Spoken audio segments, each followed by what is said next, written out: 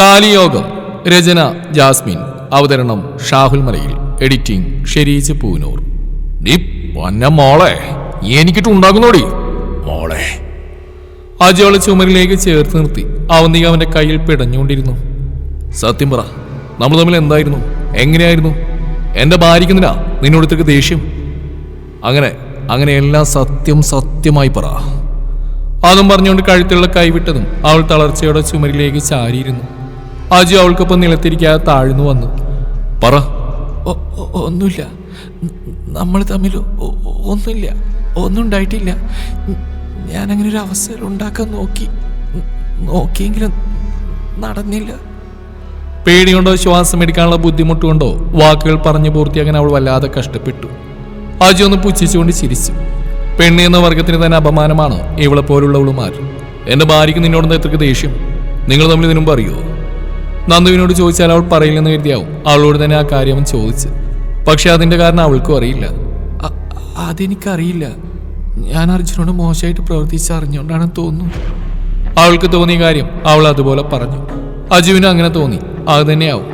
അങ്ങനെ ആയതുകൊണ്ടാണ് രാവിലെ ചാടിക്കളിച്ച് കുറെ വായിൽ തോന്നി ഉപദേശവും തന്നിട്ട് ചവിട്ടിക്കുലുക്കി പോയത്. അവന്റെ നന്ദയുടെ ഓർമ്മയിൽ അവനൊന്ന് ചിരിച്ചു. നോട്ടം അവന്തിയിലേക്ക് പോയപ്പോൾ ആ കണ്ണുകൾ ക്രൂരമായി തിളങ്ങി. ഇവിടെ നടന്ന് ഞാനോ നീ അല്ലാതെ ഒരാൾ അറിയുന്നുണ്ടെങ്കിൽ അതെന്റെ നാവുകൊണ്ടായിരിക്കണം. അല്ലാതെ ഇത് പോയി മറ്റുള്ളവരോട് പറഞ്ഞാ? ഇല്ല, ഞാൻ പറയില്ല. അവളുടെ മറുപടിയിൽ അവന്റെ കണ്ണുകൾ വിടർന്നു. അജു അവളുടെ അടുത്ത് എഴുന്നേറ്റ് മാറിയതും അവന്തിക കാറ്റുപോലെ ഡോറിന്റെ അടുത്തേക്ക് പാഞ്ഞു. ഡോറ് തുറന്ന് വേഗത്തിൽ പുറത്തേക്ക് പോകുന്നവളെ നോക്കി അവൻ ഡോറ് വലിച്ചടച്ചു. ബെഡിൽ മലർന്നു കിടന്നു. ബോധത്തോടെ അല്ലെങ്കിലും ഒരു പെൺകുട്ടി അവനെ മോശമായ രീതിയിൽ സ്പർശിച്ചെന്നറിഞ്ഞപ്പോൾ ഒരു വേദന. അജു കണ്ണുകൾ മുറുക്കി അടച്ചു. അജുട്ടാ എന്ന് വിളിച്ചുകൊണ്ട് കുറുകുന്നവരുടെ മുഖം അവന്റെ മനസ്സിൽ തെളിഞ്ഞു. പെണ്ണിനെ ഒന്ന് കാണാൻ, ഇറുക്കെ പുണരാൻ, അവളുടെ വായിൽ നിന്ന് വരുന്ന ദേഷ്യം പിടിച്ച വാക്കുകൾ കേൾക്കാൻ, അങ്ങനെ എന്തിനൊക്കെയോ അവന് തോന്നി. നന്ദു ജോലി കഴിഞ്ഞു വന്നതും മുകളിലേക്ക് ഓടിക്കയറി അവരുടെ സ്വർഗത്തിലേക്ക്. ചാരിയിട്ട വാതിൽ പതിയെ തുറക്കുമ്പോൾ അവളുടെ കണ്ണുകൾ ചുരുങ്ങി. അവൾ വരുന്ന സമയം അവളെ കാത്ത് ഹാളിലോ പുറത്തോ നിൽക്കുന്നവനാണ് ഇന്ന് കണ്ടില്ല. അല്ലെങ്കിൽ ഈ പൊട്ടനെ എന്തിനു കൊള്ളാം? എൻ്റെ അജൂട്ടിനായിരുന്നെങ്കിൽ ഓടി വന്ന് ഉമ്മ വെച്ചിരുന്നു. അതൊക്കെ ഒരു കാലം. ഇനി അതൊക്കെ കിട്ടണമെങ്കിൽ ഇതിന്റെ തലക്ക് വല്ല തടി കൊണ്ട് അടിച്ച് ബോധം കളയേണ്ടി വരും. ദാ പൊട്ട! ഓരോന്ന് പറഞ്ഞുകൊണ്ട് ഡോർ ലോക്കാക്കി ബെഡിൽ കമിഴ്ന്ന് കിടക്കുന്നവന്റെ അടുത്തേക്ക് ചെന്ന് തട്ടി വിളിച്ചു. അജൂട്ടാ! ചെരിഞ്ഞു കിടക്കുന്ന അവന്റെ സുന്ദരമായ മുഖത്തേക്ക് നോക്കി പ്രണയത്തോടെ അവൾ വിളിച്ചു. അജു കണ്ണുകൾ തുറന്ന് അവളെ നോക്കി. ആ നിമിഷം തന്നെ അവൾ കണ്ണു തുറപ്പിച്ചുകൊണ്ട് അവനെ നോക്കി. എന്താ മോനെ അജു, പതിവില്ലാതെ ഈ നേരത്തെ ഒരു കിടത്തം? മാനം പോയോ? ചിരി കടിച്ചു പിടിച്ചുകൊണ്ട് പെണ്ണ് ചോദിച്ചതും അജു കാണാൻ ആഗ്രഹിച്ച മുഖം, കേൾക്കാൻ ആഗ്രഹിച്ച ശബ്ദത്തിൽ അവളെ പിടിച്ചു വലിച്ച് ബെഡിലേക്ക് ഇട്ടു. മാനവല്ലടി, ആകാശം പറഞ്ഞുകൊണ്ട് അജു നന്ദുവിന്റെ ചുണ്ടുകളെ പുണർന്നു. അജുവിൽ നിന്ന് പ്രതീക്ഷിക്കാത്തൊരു നീക്കമായതുകൊണ്ട് അവളൊന്ന് പുളഞ്ഞു. കീഴ്ചുണ്ടും മേൽച്ചുണ്ടും മാറി മാറി നുണയുന്ന അജുവിന്റെ കൈകൾ അവളുടെ സാരി വകഞ്ഞു മാറ്റി വയറിൽ തലോടാൻ തുടങ്ങിയതും നന്ദു പെട്ടെന്ന് അജുവിനെ തള്ളി മാറ്റി ബെഡിൽ നിന്ന് എഴുന്നേറ്റു. ഞാനൊന്ന് കുളിക്കട്ടെ, ആകെ മുഷിഞ്ഞിരിക്കുക. നന്ദു ചുണ്ടുകൊട്ടി ഷോൾട്ടിൽ നിന്ന് പിന്നഴിച്ചുകൊണ്ട് സാരി അഴിച്ചു മാറ്റി. അജു പല്ലി അടിച്ചുകൊണ്ട് ബെഡിൽ മലർന്നു കിടന്നു. കുരിപ്പ് മനഃപൂർവ്വം കാണാൻ വേണ്ടി ചെയ്യുന്ന, കാണിച്ച് കൊതിപ്പിക്കാനായിട്ട് ഇറങ്ങിയിരിക്കുക. പോയി കുളിച്ചിട്ട് വരട്ടെ ഏട്ടാ. ജാക്കറ്റിന്റെ ഹുക്ക് അഴിച്ചുകൊണ്ട് നന്ദു കളിയോടെ പറയുമ്പോൾ അജു വീണ്ടും അവളെ വലിച്ച് ബെഡിലേക്ക് ഇട്ടു. നന്ദു അത് പ്രതീക്ഷിച്ചുകൊണ്ട് തന്നെ നേരെ വന്ന് കിടന്നു. ആ നിമിഷം തന്നെ ജാക്കറ്റും മിന്നറൊക്കെ അവളിൽ നിന്ന് പറന്നു. അജു അവളുടെ നെഞ്ചിലേക്ക് മുഖം പൂഴ്ത്തി. അവന്റെ നാവിന്റെ തണുപ്പ്, ചുണ്ടിന്റെ ചെറു ചൂട് സഹിക്കാൻ പറ്റാൻ നന്ദുവിന്റെ ശരീരത്തിനടിയിൽ കിടന്ന് പിടഞ്ഞു. നന്ദുവിന്റെ കൈ അജുവിന്റെ തലമുടിയിൽ ശക്തിയിൽ അമർന്നു. നന്ദു അവനെ മറിച്ചിട്ട് അവന്റെ മുകളിൽ കിടന്നു. അജുവിന് അപകടമണത്തു. തള്ളി മാറ്റാൻ തുടങ്ങും മുമ്പ് തന്നെ അവന്റെ ടീഷർട്ടിന് മുകളിൽ കൂടെ നന്ദുവിന്റെ പല്ലും നഖവും ഒരുപോലെ അമർന്നു. നിലവിളിക്കാനായി വാ തുറന്നവന്റെ വായിലേക്ക് നന്ദു അവരുടെ നാവിനിറക്കി. അജുവിന്റെ ശബ്ദം തൊണ്ട വഴി തിരികെ ഇറങ്ങിപ്പോയി. അവന്റെ കൈകൾ നഗ്നമായ നന്ദുവിന്റെ പുറത്തമർന്നു. നന്ദു അവന്റെ നാവുകൾ തഴുകി തലോടിക്കൊണ്ടിരുന്നു. രണ്ടുപേരുടെയും ഉമിനീർ ഒന്നായി തൊണ്ടയിൽ നിന്ന് ഇറങ്ങിപ്പോയിക്കൊണ്ടിരുന്നു. അജുവിന്റെ കൈകൾ അവളിൽ അലഞ്ഞു നടന്നു. അജു നന്ദുവിന്റെ കണ്ണുകളിലേക്ക് നോക്കി. ഇനിയും ചുംബിക്കാൻ അവൻ പറയാതെ പറഞ്ഞതും നന്ദുവിന്റെ ചുണ്ടിലേക്ക് അവരുടെ ചുണ്ട് കൂട്ടിമുട്ടിച്ചു. രണ്ടുപേരുടെയും ഉമിനീർ അവരുടെ ചുണ്ടുകളിൽ ഒരുപോലെ പടർന്നു. നന്ദുവിന്റെ ചുണ്ടിൽ നിന്ന് അവളുടെ ചുണ്ടുകളെ മോചിപ്പിച്ചതും അജു അവളെ ബെഡിലേക്ക് തള്ളിയിട്ട് അവൾക്ക് മുകളിലിരുന്നു. അവന്റെ മുഖം അവളുടെ വയറിലേക്ക് താഴ്ന്നു. അജു അവളുടെ വയറിൽ അമർത്തി ഞെരിച്ചുകൊണ്ട് അവിടെ ചുംബിച്ചു, കടിച്ചു, നുണഞ്ഞു. സുഖമുള്ള വേദനയും അനുഭൂതിയും അവളിൽ നിറഞ്ഞു നിന്നു. വയറിൽ കടിക്കുമ്പോഴുള്ള അവളുടെ പിടയിൽ ആസ്വദിച്ചുകൊണ്ട് അജു വീണ്ടും വീണ്ടും വയറിൽ കടിച്ച് ചുവപ്പിച്ചുകൊണ്ടിരുന്നു. നാവ് കൊണ്ട് അവിടെ പൊക്കിൾ ചുഴിയിൽ തഴുകി ഉണർത്തുമ്പോൾ നന്ദു അവൻ്റെ തലമുടിയിൽ അമർത്തി വലിച്ചു പിടിച്ചു. കുറെ നേരത്തിന് ശേഷം അജു അവളുടെ വയറ്റിൽ നിന്ന് മുഖമുയർത്തി. വേദനിച്ചോ? അജു തീർത്തും വശ്യമായി ചോദിക്കുമ്പോൾ നന്ദു ഒന്ന് കണ്ണു ചിമ്മി. നമുക്കിതങ്ങ് പൂർത്തിയാക്കിയാലോ? അമ്മയുടെ അനുഗ്രഹത്തിൽ കഴിഞ്ഞ് വാങ്ങിയാൽ മതിയല്ലോ. അതും പറഞ്ഞുകൊണ്ട് അജുവളുടെ മുഖത്തേക്ക് നോക്കി കിതച്ചു. നന്ദു ഒന്ന് ചിരിച്ചു. അയ്യോ! പെട്ടെന്ന് നന്ദുവിൻ്റെ കൈ തട്ടി മാറ്റി അജുവളെ തുറിച്ചു നോക്കി. എന്തേ? ഇന്ന് വേണ്ട, നാളെ നോക്കാം. എനിക്ക് ചില ആഗ്രഹങ്ങളൊക്കെ ഉണ്ട്. എന്താണാവോ ഭൗതിയുടെ ആഗ്രഹങ്ങൾ? അജു കണ്ണു ചുരുക്കി അവളുടെ മുകളിൽ കിടന്നുകൊണ്ട് ചോദിച്ചു. നന്ദു വിളിച്ചു. വല്ല കൊനിഷ്ടു പിടിച്ച ആഗ്രഹമാവും. സെറ്റ് സാരിയൊക്കെ എടുത്ത് മുല്ലപ്പൂവൊക്കെ വെച്ച് പാലും പഴമൊക്കെ കയ്യെ പിടിച്ച് നാണം കൊണ്ട് കുണുങ്ങി കുണുങ്ങി. ഓ മതി മതി. അവളെ പറഞ്ഞു മുഴുവനാക്കാൻ സമ്മതിക്കാതെ അജു അവളിൽ നിന്ന് അകന്നു മാറി ബെഡിൽ കിടന്നു.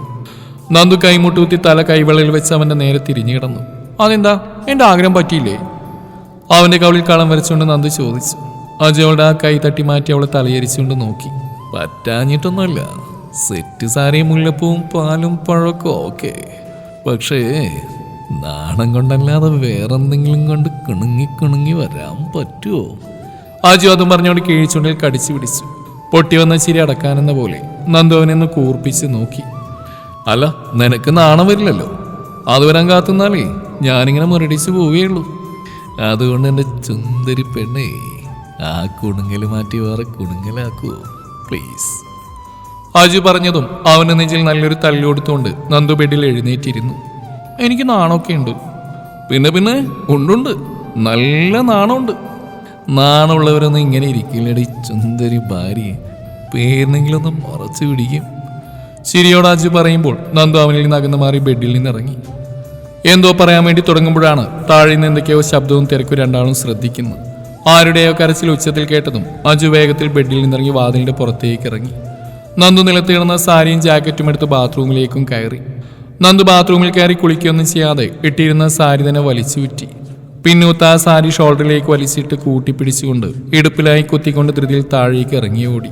സ്റ്റെപ്പ് ഇറങ്ങുമ്പോൾ തന്നെ കണ്ടു എല്ലാവരും കൂടെ ദത്തന്റെ റൂമിൽ നിൽക്കുന്നു. ഉച്ചത്തിൽ സേതുമയുടെ കരച്ചിലും അവളുടെ ചെവിയിൽ കേട്ടു. ഒന്നും നോക്കാതെ വേഗത്തിൽ അങ്ങോട്ടേക്ക് നടന്നു. വാതിൽക്കൽ തന്നെ നിന്ന് അകത്തേക്ക് നോക്കുന്ന അച്ചുവിനെ അബിയെയും ശ്രദ്ധിക്കാതെ അവൾ വേഗത്തിൽ മുന്നോട്ട് നടന്നു. നന്ദുവിനെ കണ്ടതും അബിയുടെ കണ്ണുകൾ വിടർന്നു. കഴുത്തിന്റെ ബാക്ക് ഇറങ്ങിയ ജാക്കറ്റ് ആയതുകൊണ്ട് തന്നെ അവളുടെ പുറം കാണാം. അലങ്കോലമായി ചുറ്റിക്കെട്ടിയതുകൊണ്ട് ആകെ ഇടുപ്പും വയറിന്റെ ഭാഗമൊക്കെ നല്ല രീതിയിൽ കാണുന്നുണ്ട്. നന്ദു വേഗത്തിൽ സേതുമയുടെ അടുത്തേക്ക് നീങ്ങി നിന്നു. എല്ലാവരുമുണ്ട്. രാവണിയും പാർവതിയും പത്മയും രാധികയും സൂര്യനാരായണനും എല്ലാവരുമുണ്ട്. ദത്തൻ മുത്തച്ഛന്റെ നെഞ്ചിൽ കിടന്നുകൊണ്ട് വെള്ളം കുടിക്കുകയാണ്. ആകെ വിയർത്തൊലിച്ചിട്ടുണ്ട്. ജിത്തുവിനെ വിളിച്ച് ഹോസ്പിറ്റലിലേക്ക് വരാൻ പറ, നമുക്ക് നേരെ അങ്ങോട്ട് പോവാം. സൂര്യനാരായണൻ അതും പറഞ്ഞുകൊണ്ട് ദത്തനെ ചേർത്ത് പിടിച്ചുകൊണ്ട് റൂമിൽ നിന്ന് പുറത്തേക്ക് ഇറങ്ങി. ദത്തൻ നെഞ്ചൊഴിഞ്ഞ് കരഞ്ഞുകൊണ്ട് കട്ടിലിന്റെ ഓരം ചേർന്ന് നിൽക്കുന്ന സേതുവിനെ നോക്കി മുന്നോട്ട് നടന്നു. വാതിൽക്കിലെത്തിയ ദത്തനെ തന്നെ നോക്കി നിൽക്കുന്ന അജുവിന്റെ കൈകളിൽ ദത്തൻ അമർത്തി പിടിച്ചു. ആരും കേട്ടില്ല ദത്തൻ പറഞ്ഞത്. അത്രയും പതുക്കെ അവന്റെ ചെവിയിൽ പറഞ്ഞു. സൂര്യനാരായണൻ രണ്ടുപേരെയും നോക്കി ദത്തനെ പിടിച്ചുകൊണ്ട് പുറത്തേക്ക് നടന്നു. ഓളെ ഞാൻ പോട്ടെ, നീ കൊണ്ടുപോകാൻ പറ. സേതുമ നന്ദുവിനെ നോക്കി കരഞ്ഞുകൊണ്ട് പറഞ്ഞു. അതിനൊന്നും ആവശ്യമില്ല, എല്ലാവരും കൂടെ പോയിട്ടെന്താ, അവിടുത്തെ സാഹചര്യം നോക്കിയിട്ട് പിന്നെ പോവാം. പാർവതി ശബ്ദമുയർത്തി പറഞ്ഞു. നന്ദു അവരെന്ന് തുറച്ചു നോക്കി. എന്തൊരു ജന്മാണ് ഇതൊക്കെ? മരിച്ചു പോയണ്ടേ രാക്ഷസി, ഇതിനൊക്കെ കൊന്നുകളഞ്ഞാലോ?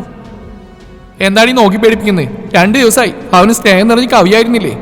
ഇതിനെ സ്നേഹിക്കാൻ കൂടിയില്ല, അതാണ് അവൻ ഇങ്ങനെ ഒരു. പാർവതി നന്ദുവിനെ നോക്കി പറഞ്ഞ് പൂർത്തിയാക്കിയില്ല.